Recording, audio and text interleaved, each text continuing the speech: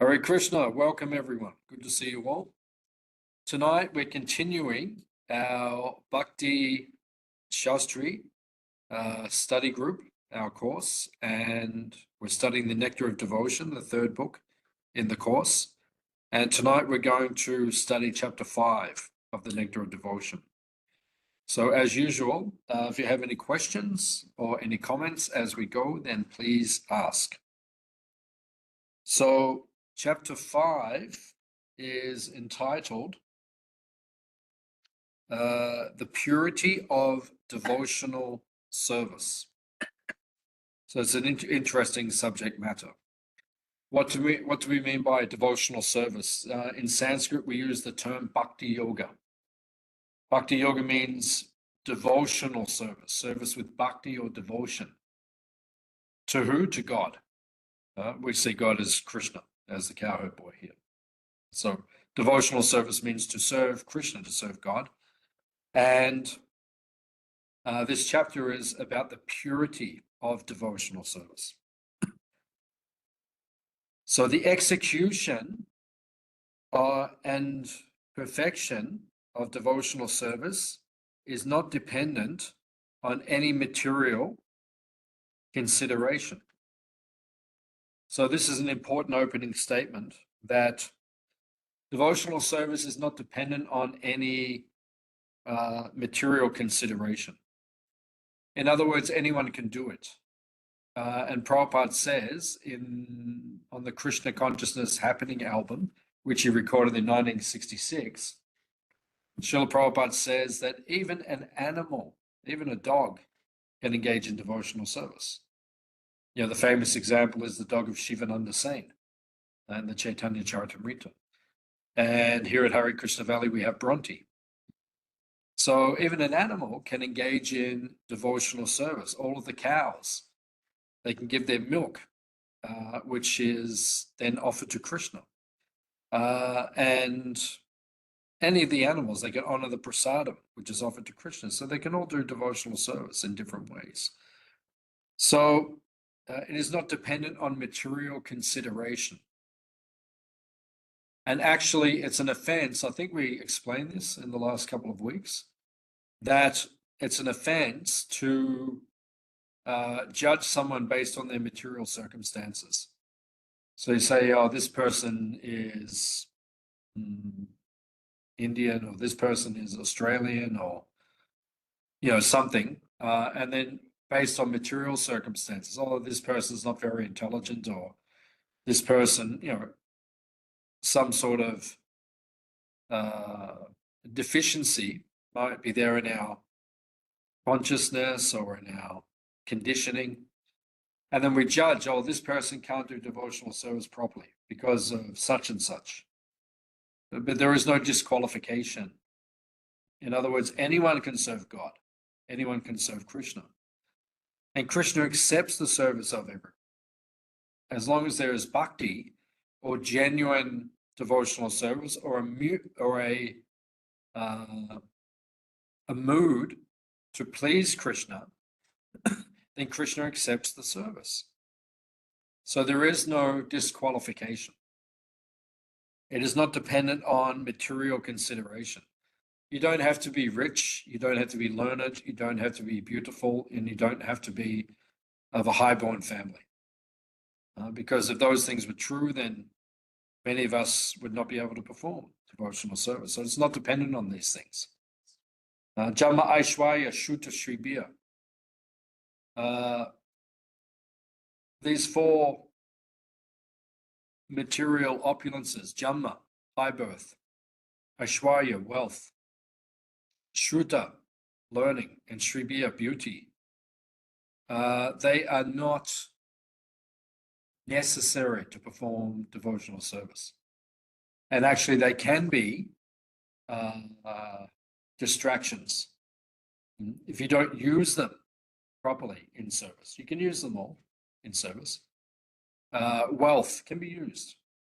It's not a disadvantage. We don't have to be poor. Sometimes there's a consideration that Hare Krishna people, they have to give up all their material assets. And it's not true. You can have these things, but you have to use them in Krishna's service. Otherwise, they are a distraction. And it says of the four, high birth, wealth, learning, and beauty, wealth is the most distracting of the four. When people get money, they can become very distracted. They can forget devotional service because money or wealth opens up opportunities for sense gratification, and then you can forget Krishna. It can happen. Or if you are wealthy, you can use that wealth in Krishna's service, just like our disciple of Prabhupada, the member of the Hare Krishna movement, Ambarish Prabhu, or Alfred Ford, great grandson of Henry Ford. He just put out a message a few days ago because they're trying to raise money to complete the Nrsinga wing of the TOVP, the temple, complete the temple. And he said, I'll match dollar for dollar any contribution from around the world. So if we raise $1 million around the world, then he'll give the other $1 million. So that's using his wealth in Krishna's service. So then it's not a distraction. Having these material things, they're not a distraction if you use them in Krishna's service properly. Then it is said, every other process of self-realization, however, is dependent on external circumstances. Jnana Yoga requires a peaceful, renounced disposition and a highly developed intellect. Ashtanga Yoga has rigid prerequisites that only a sannyasi can even begin to meet. Karmakanda is dependent on external circumstances. A yajna cannot be successful unless the time, place, and ingredients are flawless. Only Bhakti Yoga is completely pure, free from dependence on external prerequisites. So that's why in the Shikshastika, Lord Chaitanya says, Nam Namakari Bahuda Nija Savashaktis, Tatrapita Niyamitaha Smarane Na Kalaha. There is no time that you cannot chant the holy name of Krishna. Do kirtan, chant the Hare Krishna mantra. You must have done kirtan. Yeah, you can do that anytime. Other things you have to do it at particular times. You have to, like a yajna, time has to be auspicious. Check the astrology. It's auspicious today. Time must be auspicious. Place must be auspicious. Articles must be pure. Otherwise, the yajna cannot be performed successfully. But the process of chanting the holy name of Krishna, which is the main process of bhakti in this day and age, it's not dependent on material circumstances. You can do it anytime. Nam Namakari Bahuda Nija, no, anytime, any place. If you want to chant, just chant. You can chant anywhere in the world, anytime, any place. No hard and fast rules for chanting. Lord Chaitanya says, he says the only Dudaiva Mitrisham Ihajini Nanuragaha. The only thing that stops us are offenses.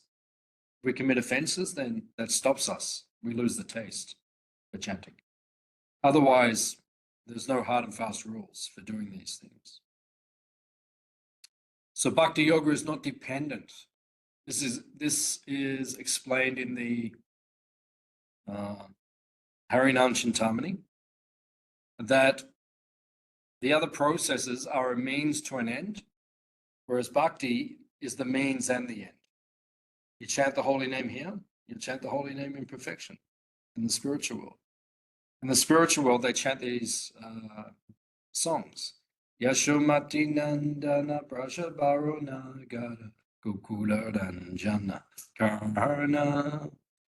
These songs, Bhaktivinoda Thakur Prabhupada says they come from the spiritual world. Right? They're not material.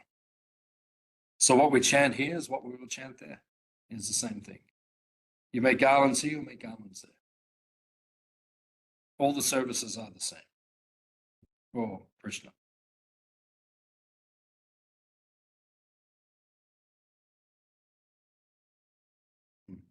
So this is the potency of bhakti. It is not dependent on external circumstances. It is so powerful that regardless of your external circumstance, you can perform devotional service. That's its purity. This is why Srila Prabhupada titles the 5th chapter, The Purity of Devotional Service.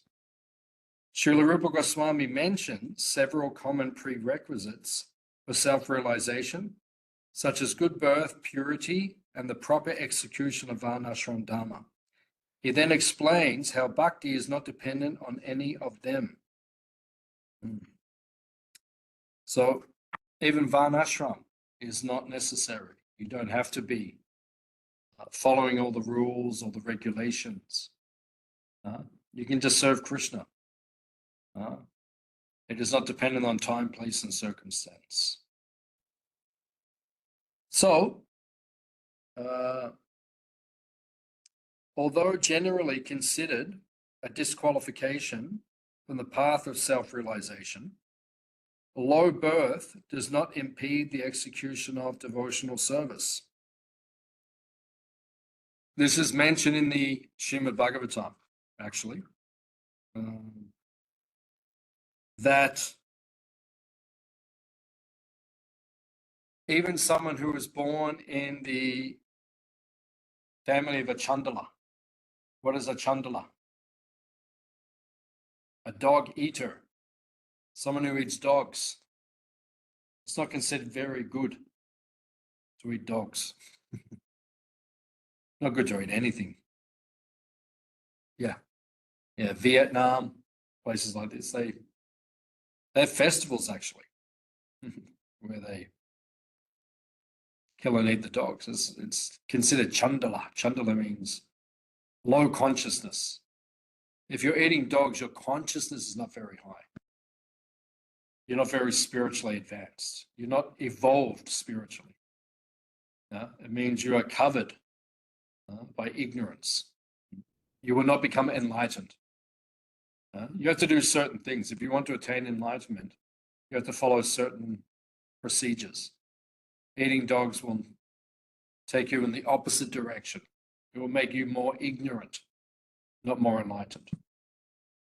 So it says that even a Chandala, or one who is eating dogs, even he can become a pure devotee of Krishna. Of course, he has to give up his dog eating and these things, but even someone born in that circumstance can become elevated. They just have to change their ways by receiving transcendental knowledge. Divyajnana Hride Prakashito. We say in the Guru Vandana prayers. Divyagyan means spiritual knowledge. Hridaya. Hride means in the heart. Prakashito. Prakash means illuminated. Your heart becomes full of illumination by hearing transcendental knowledge. So when one gets spiritual knowledge, he understands the difference between right and wrong, what is correct, what is incorrect behavior.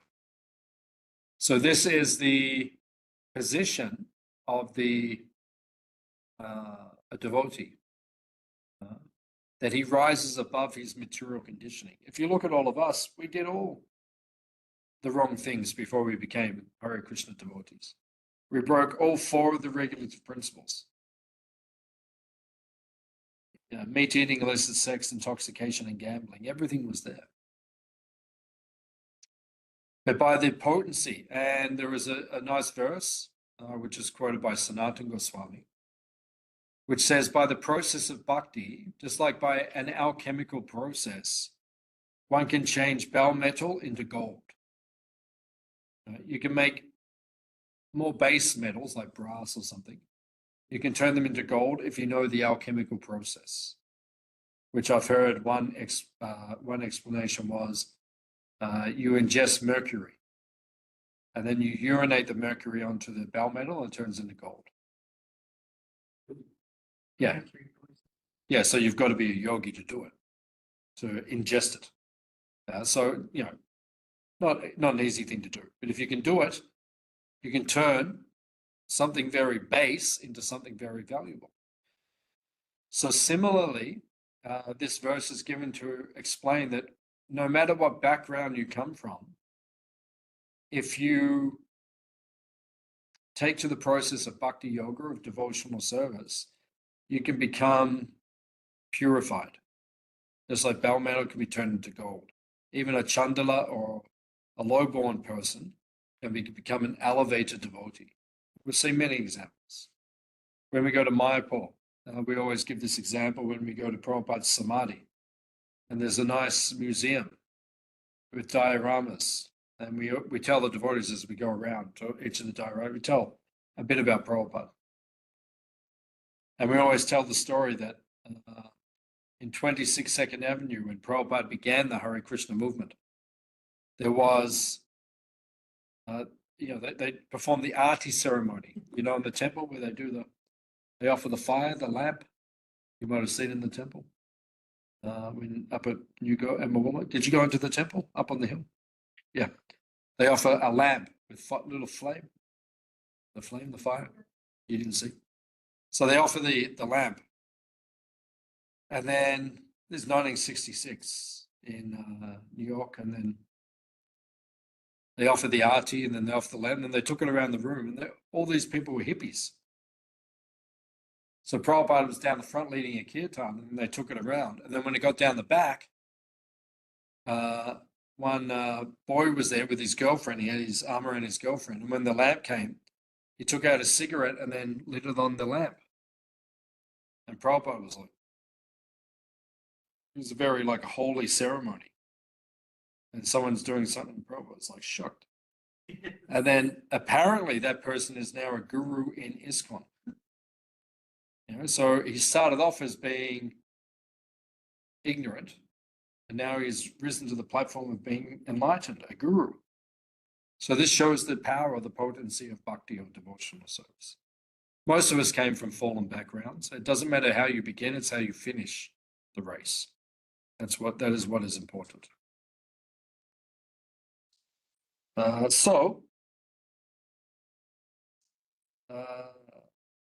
Srila Prabhupada quotes the Srimad Bhagavatam 126, which is one of the principal verses of the Bhagavatam, noting that devotional service has no material cause, ahoituki,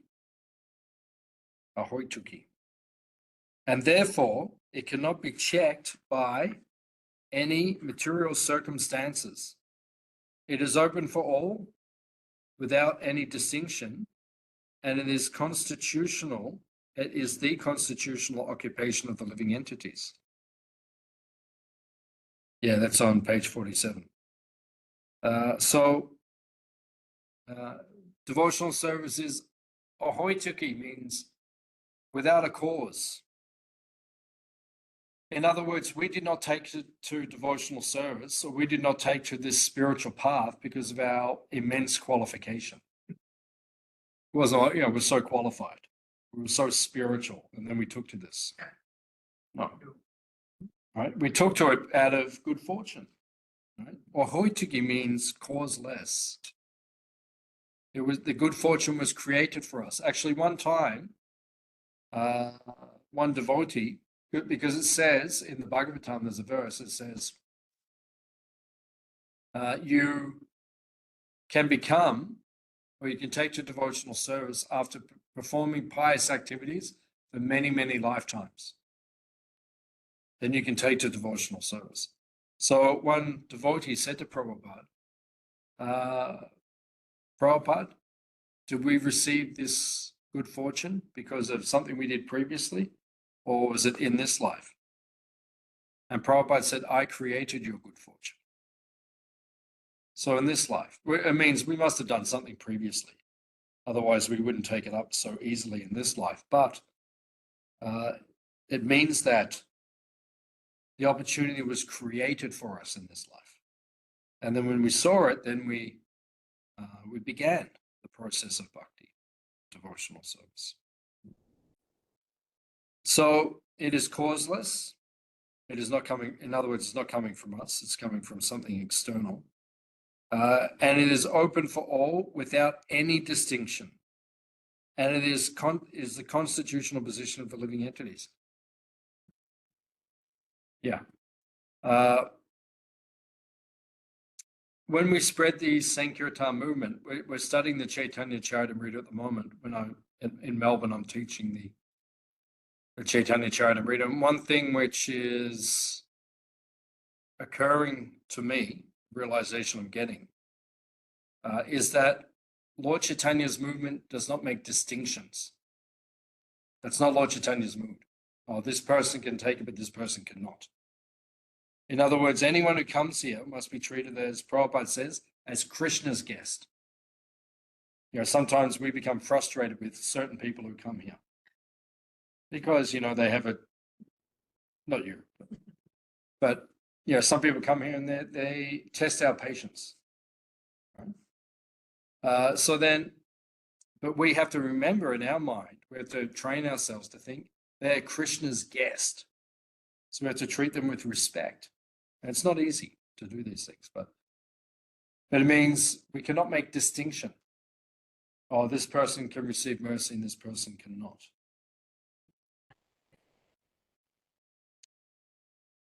That's a test. It is, it's a test.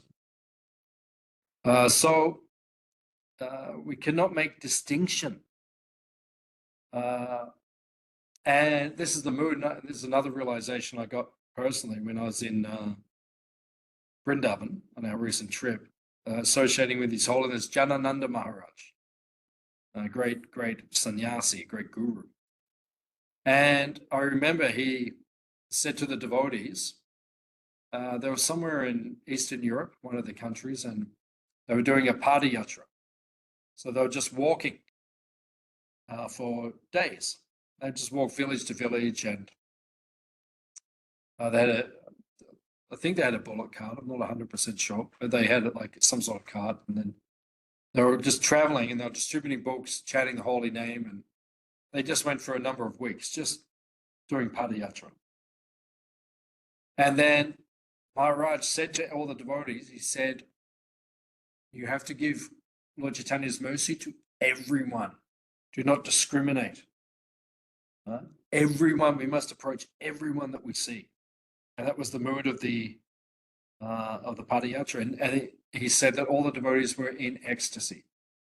Because, you know, normally we say, oh, this person's qualified according to my vision, or this person is not. Yeah, we have no idea. I remember when I was trained on book distribution by my godbrother, Radhashtami Prabhu, in Brisbane many years ago.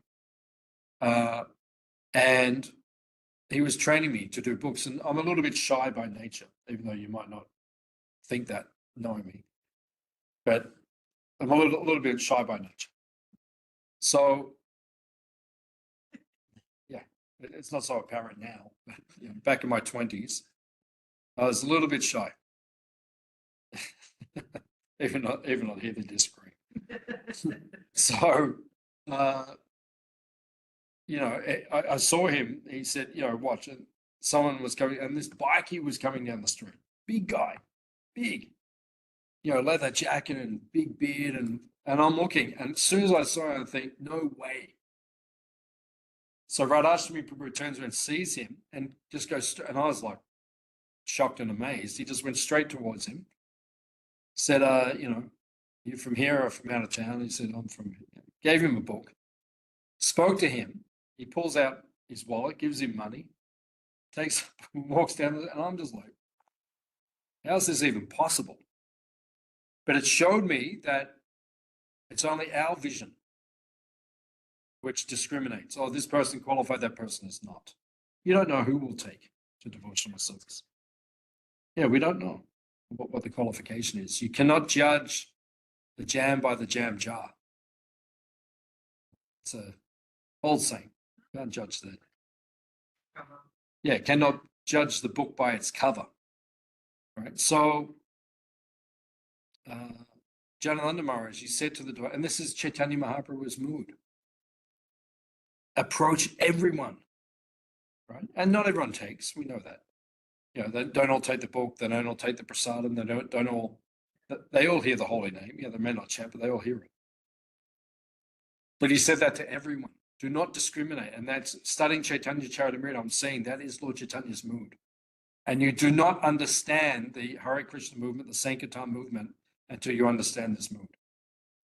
And it's not something I've fully realized yet. I'm working on it. I'm trying to do more internal work to bring myself to that level where I don't discriminate. Because I still do. I discriminate. So, oh, no, I don't think I'll approach this person, or I won't give them the time, or like that. But once you understand, even last night at the temple, I was tired. I finished class and I walked out into the courtyard and someone wanted to speak to me. And I thought in my mind, I thought, oh, I'm tired, and, this person's not so interested. But when I spoke to them, I found out, oh, actually, they're very sincere. So we have to overcome our sense of discrimination. We should not discriminate. Anyone is qualified. Why? Because, as Prabhupada says, it is the constitutional occupation of the living entities. Jivara Srupa Hoy Krishnera Nichadas. Everyone is Krishna's servant. Every soul, we are the soul. Every soul is the servant of God. So is the servant of Krishna. That is everyone's position. We just have to reconnect them to that. That's all. So that is our duty. And Prabhupada, was it last night or the night before? Prabhupada made a very strong statement in Chaitanya Charitamrita. He said that everyone who is a follower of Chaitanya Mahaprabhu, it is duty to give Krishna consciousness to others. Right? It is our duty. We have to give Krishna consciousness to others. Yeah. We have to. That's Lord Chaitanya's mood. You have to give it. Lord Chaitanya did it. We're reading in Chaitanya Charitamrita. He just got to Puri, converted Sarvabhauma Bhattacharya, and then he leaves. And then he travels for 2 years. No one sees him for 2 years. You imagine, he just got there. Everyone just met him, and they're in ecstasy. And then he leaves. He says, I'm going now. And Lord Nityananda Prabhu said, at least take someone with you, to carry your things and to assist you. So one devotee has chosen, Kala Krishna Das, to travel with him. Otherwise, he goes by himself for 2 years. Why? To spread the Sankirtan movement through South India. That was his duty, his mission. Is that a question? The hand up? Okay. Unmute yourself. You can ask the question. Krishna Prabhu. Haribol. Just a small question. Like you say, we shouldn't be discriminating against anyone. How about if you are trying to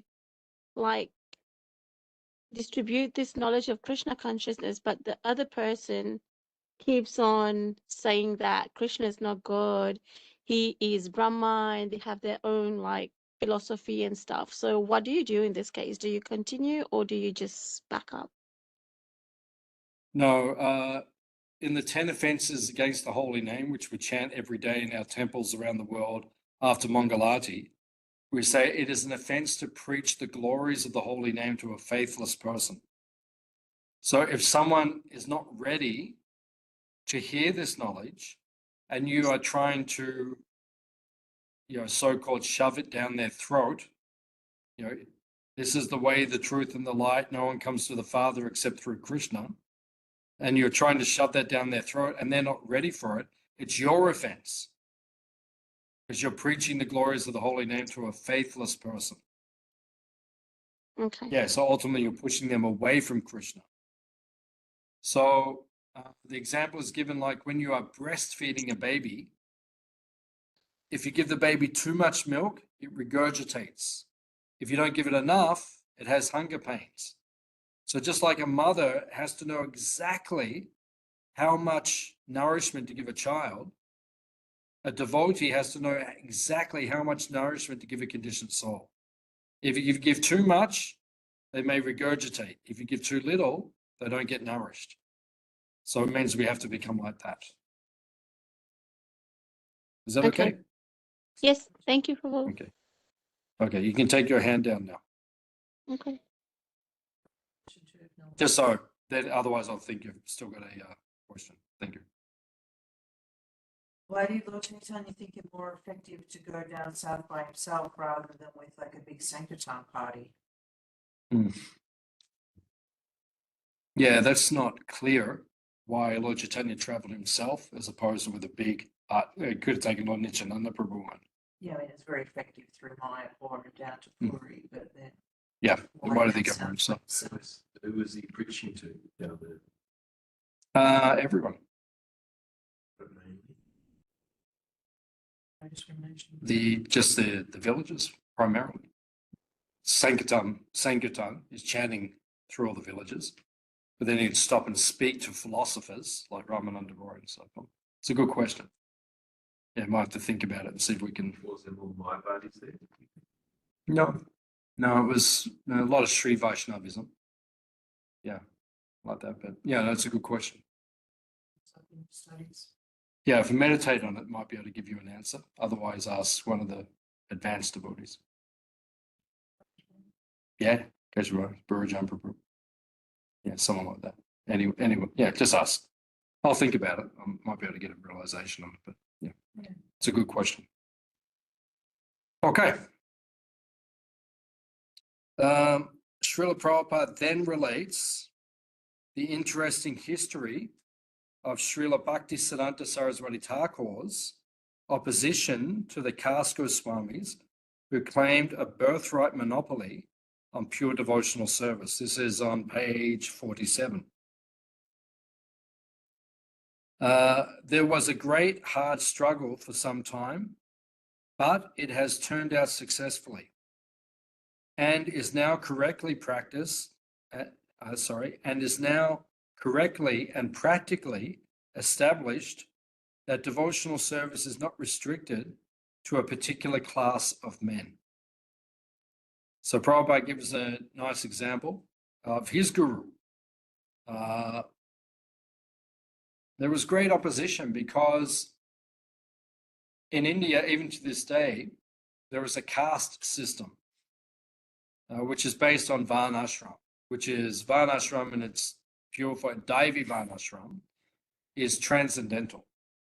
But then there is Asuric Varnashram, which is not for the purpose of spiritual advancement, but for some material motivation. For example, even to this day, people run temples to make money. It's a business. You know, like they run the temple just because, you know, and some of them make very good money. You know, that's their motivation for running. So that's not pure.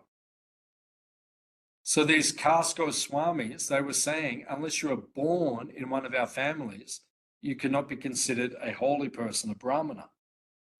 And Bhaktisiddhanta Saraswati Thakur publicly challenged them. And it wasn't popular, and even his life was threatened. They went to the chief of police in Navadvip, and they said, we will give you some bribe. Something will happen to Bhaktisiddhanta Saraswati Thakur. You do not say anything. And they said, normally we will take bribes, but not for him. You know, he is a genuine sadhu, genuine saint. We will not. So he was so bold in challenging this caste system that he was actually told he was doing Navadvip Mandal Parakram. Every day they were walking around Navadvip. It takes 9 days to walk around the 9 islands. Or maybe it took us 7 days to walk around the 9 islands. So it takes, you know, you walk around for a week or something. And it was said that tomorrow, when you go through a particular village, they're going to throw stones at you, you know, to harm you. So his disciple, Keshava Maharaj, who ended up being Prabhupada's sannyas guru, Bhakti Pragya Keshava Maharaj, he looked very similar to Bhakti-siddhanta Saraswati Thakur. You see the picture when Prabhupada takes sannyas. They look very similar. He went into his guru's pandal, his tent, and took his sannyas cloth and put it on and walked out. And everyone thought that was Bhakti-siddhanta. And he walked out and started leading the paragraph because he thought, let me get stones thrown at me to protect my guru. And then it turned out that they did not throw the stones because they knew that they were going to do it, so they backed off. But it shows the attitude of a real disciple, that we should be willing to protect our guru. So this was the kind of opposition. His life was threatened, for trying to say that this caste system is invalid. So devotional service is not restricted to a particular group of people. Sometimes we hear this, different people say, it is only for these people or it's only for those people. These are deviations. I remember in 1994, I was in Mayapur and at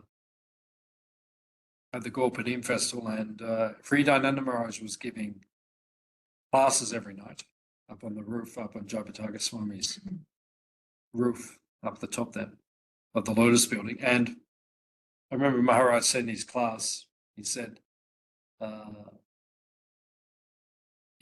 we have an annual deviation. Said every year at the GBC meetings, we have to deal with some deviation. There's always some deviation comes up. The jiva comes from the Brahman or something. There's always something comes up every year. And this is the point which is being made here, that it's a deviation to think that only a particular, because sometimes we've heard in ISKCON, only Indian gurus can initiate. Right? If someone's born in India, they're a bona fide guru, but Western gurus are not qualified. That's a deviation. So these philosophies, they come up periodically. But it's not the point of devotional service. Even we were reading the other day that Prabhupada went to Jagannath Puri, and when Prabhupada was young, he went into the Jagannath Mandir. He saw Lord Jagannath. But when he went there in 1976 with his disciples, he wouldn't go in because he said to the Pandits, I will only go in if you let my disciples come with me. And they wouldn't let them. So Prabhupada said, then I will not go in. Right? If my disciples, and then Prabhupada said, the Lord is not Hindu-nath. He's not the Lord of the Hindus. He's Jagannath. He's the Lord of the universe. Anyone can go and see him, not just the Hindus.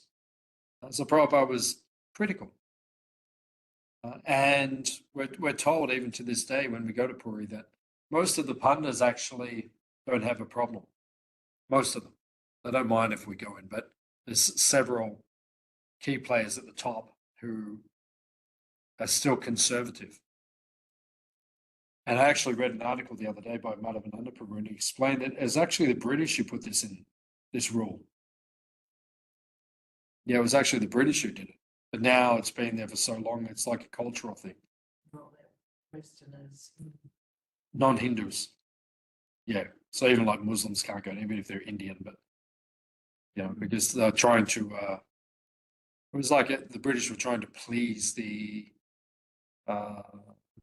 priests of the Jagannath temple because they want to get them on side. So that's why they brought these rules in. It wasn't actually, it's not an original rule, but it's been there for so long now, everyone keeps following it. So Prabhupada points this out, that it's not, devotional service is not for one group of people, it's for anyone.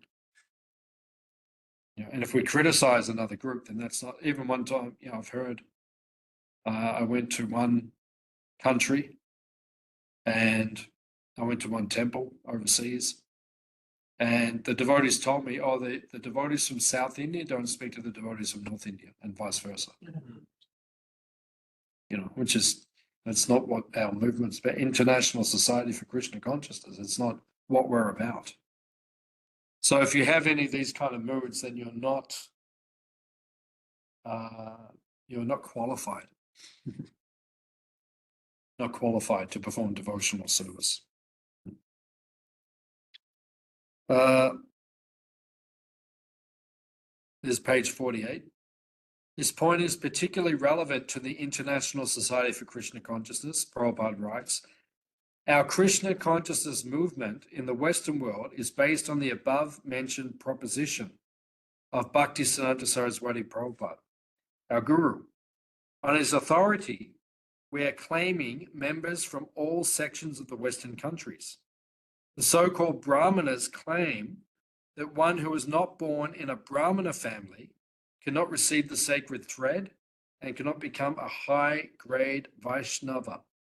But we do not accept such a theory because it is not supported by Rupa Goswami nor by the strength of the various scriptures. So one time in Vrindavan, the local heads of the local temples in Vrindavan, they came to see Prabhupada. And they said, your disciples have so many defects. They can't chant Sanskrit properly. They don't understand cleanliness. They don't understand this. They don't understand that. They were going on and on and on. Prabhupada was just listening patiently. But then after some time, Prabhupada interrupted them and he said, it is all true. He said, but one thing, they will do whatever I say. So we may have so many defects in devotional service, but one good quality, we will do whatever the spiritual master orders. And that is what makes one qualified to practice devotional service. Otherwise, there are so many disqualifications. But we do not look at the disqualifications, we look at the qualifications. That someone has guru nishta, someone has firm faith in his guru. Nectar of Devotion, page 48-49. By quoting the Padma Purana, Skanda Purana, and Hari Bhakti Vilas, Srila Rupa Goswami confirms that advancement and perfection in devotional service is open to all people equally, regardless of birth. So there are scriptural statements, and these statements are quoted to give evidence.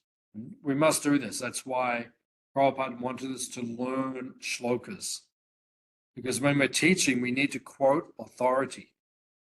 You know, we have to quote some authority to bring authority to what we say. That's why Prabhupada encouraged us to learn these verses. Page 49, although a major prerequisite for other processes of self-realization, purity is not a factor in determining our eligibility to perform devotional service. Even if a devotee falls down from the standard of purity, he need not undergo any separate process of purification, prayaschita, such as karma or jnana. We can take up devotional service immediately and be reinstated. We need not become purified before taking up devotional service. On the contrary, we become purified by taking up devotional service. Oh, excuse me. So,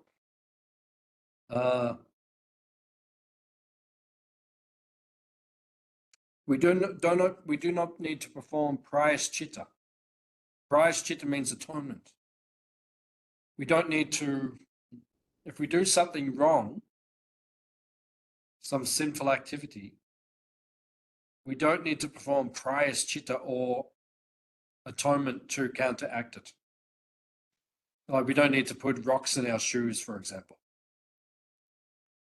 Or, you know, the monks in, you know, probably in Italy in the old days, if they did something wrong or they considered impure, they would punish themselves.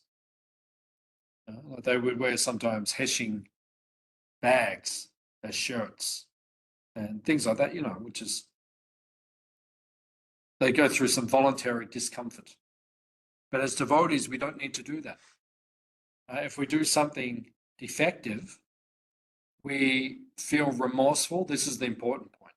Otherwise, it becomes one of the 10 offenses in chanting the holy name, to commit sinful activities on the strength of chanting the holy name. Sometimes someone's consciousness, they may think, well, it's okay, I do this, but tomorrow I'll chant and I'll purify myself.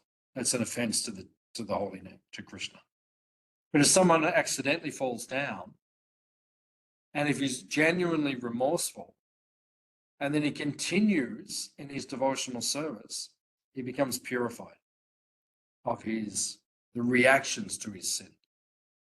So we don't need to perform some atonement. We just continue to do devotional service.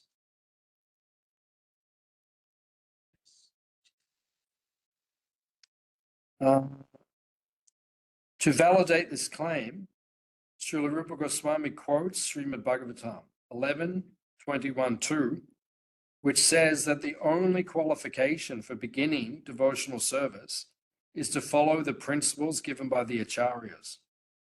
There is no need for any other method of purification. So we just follow what we're taught, right? And that's how we become purified. Right? If we just follow what's taught in the Nectar of Devotion, we will become purified. The Nectar of Devotion, this book, is the Prabhupada says the law book for the next 10,000 years. It will give us all the instruction we need to transcend this material energy. Now, the final point in the purport in this chapter, Prabhupada addresses Varnashram Dharma. Continuing the theme of Bhakti's non-reliance upon purity, Rupa Goswami says that devotional service is not dependent on the proper execution of prescribed duties. It is not entirely accurate to say that we must first become purified in our Varnashram designation before concentrating on bhakti. Srila Rupa Goswami cites much Shastric evidence to confirm this. So this is an important point, that Varnashram Dharma, and this is, we just started studying last night, the teachings of Lord Chaitanya to Ramananda Roy, Ramananda Samvad. Actually, Ramananda Roy is instructing Lord Chaitanya in this circumstance. But one of the first points which is made is that Varnashram is external to devotional service. It has nothing to do with the soul, your temporary bodily designation in Varnashram. So, in the next chapter we're about to read next week, which I'm looking forward to, is chapter 6, describes the 64 items of bhakti. Now, it's an interesting point. Rupa Goswami points out, Varnashram Dharma is not mentioned there. It's not an item of bhakti, of devotional service. It's not a way of serving God, being in a particular ashram or a particular varna. That doesn't please Krishna, that external position. In other words, to be in a particular ashram, a particular varna, does not attract Krishna. You can be in any ashram, any varna. If you have bhakti, then Krishna is attracted. Of course, Varnashram is supportive to devotional service while you're conditioned. So if we follow things nicely, our varna, our ashram nicely, that will help us become purified so that we can please Krishna in devotional service.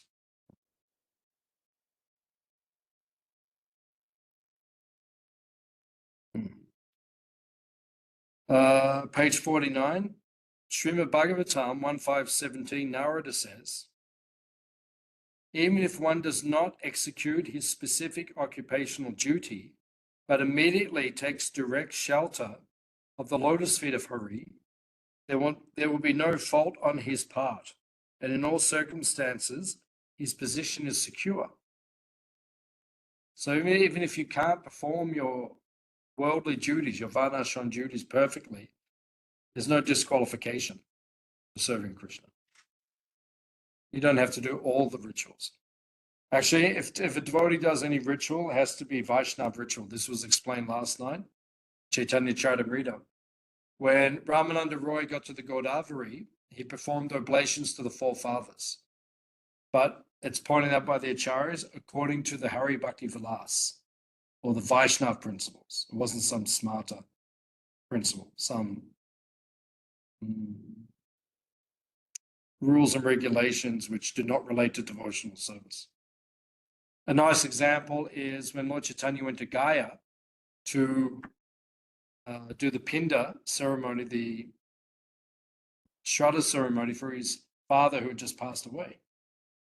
So he did this. In other words, we do these ceremonies, we do these different things. That's okay, we can do these things. But not if it overshadows our bhakti. That's the point. Lord Chaitanya did not let it overshadow his bhakti. So we don't do the rules and regulations if it takes away from our service to Krishna. Did do that ceremony for his dad. Yeah. But he didn't stop doing his devotional. So he actually took initiation from Ishwarapuri while he was there. Yeah. So in other words, his devotional service was the main thing. Right? You still do the other things, but not if it covers your devotional service. That's the point. That's the point. That's why I said to you, like when we're in. No, that's what was making me think, well, if Lord Chaitanya still did it, then I should still do it for you, or we should still do Unless I it. don't do it, but I'm just saying that, It's not 100% necessary. or just to chant Hare Krishna and would be sufficient. Would be sufficient. So, we do these things, but the main thing is the bhakti should not be covered. That's the main thing. Like those rituals we did, they were Vaishnava I was rituals. going to say that they are bhakti in a sense because we were doing it. Yeah, Vaishnava rituals.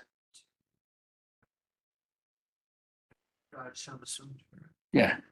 So if it's focused directly on Krishna, then yeah, that's what we want. So, on page 50, Prabhupada says, he quotes Bhagavatam, or Rupa Goswami quotes Bhagavatam 11:11:32. My dear Uddhava, any person who takes shelter of me in complete surrender and follows my instructions, giving up all occupational duties, is to be considered the first-class man. So when you become very advanced, you don't have to follow anything except for your devotional activities. Madhavendra Puri says that. He says, to hell with my rituals, to hell with my, all the different rituals I have to follow. No, my main thing is just to satisfy Krishna, just to focus on my service to Krishna. And if the rituals, if they overshadow that, then they can be rejected. If they support your service to Krishna, they can be accepted. Then, pages 50 and 51, Rupa Goswami quotes Bhagavatam 11:5. Arabhajana Muni addresses Maharaj Nimi, my dear king, if someone gives up his occupational duties as they are prescribed for the different varnas and ashrams, but taking complete shelter unto the lotus feet of the Lord, such a person is no more a debtor, nor has he any need to bother executing the 5 kinds of jagyas, sacrifices, or becoming free from sinful contamination. Simply by discharging devotional service, he is free from all kinds of obligations. So, there's a very important point that once you take to devotional service, you are not obliged to do the ritualistic activities which are normally there in the Vedic culture. You don't have to follow the rituals. If you're doing devotional service, Krishna is fully satisfied. And there's no need to satisfy the demigods and the forefathers and all of these different things. No, it's all achieved just by satisfying Krishna.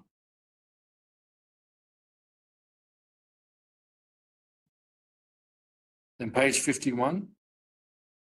Devotional service is not dependent on varnashram.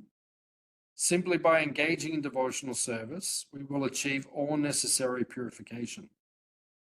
Rupa Goswami quotes Bhagavad Gita 1866, give up all your occupational duties and just become surrendered unto me. I give you assurance that I shall give you protection from all sinful reaction. Do not fear.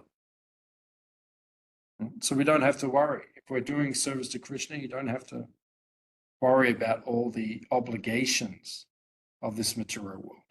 Including duty to family and things like that. As long as you're fully engaged in devotional service. So, Prabhupada points out, page 51 to 52, don't hesitate, don't consider that because you are giving up all other engagements, there will be some flaw in your life. Don't think like that. I will give you all protection.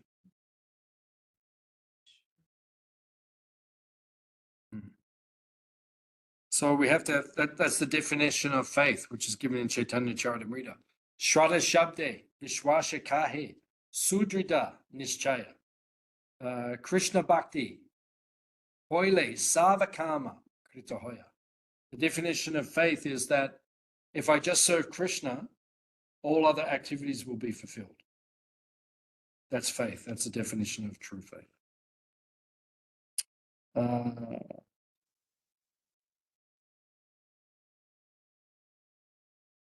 So the conclusion of this chapter is Bhakti-yoga is totally independent and self-sufficient. No material impediment should discourage us from the path of surrender.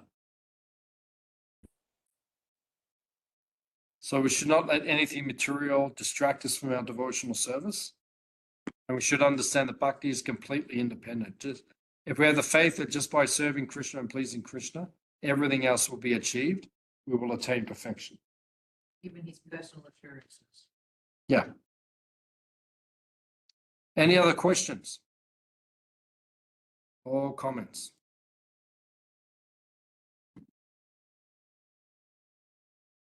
Jai. Srila Prabhupada ki?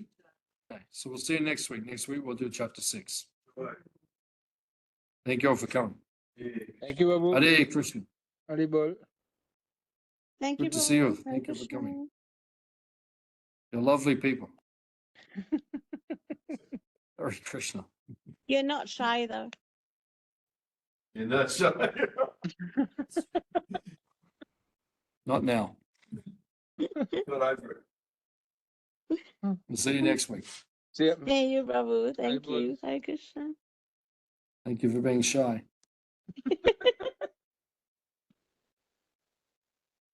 Mm.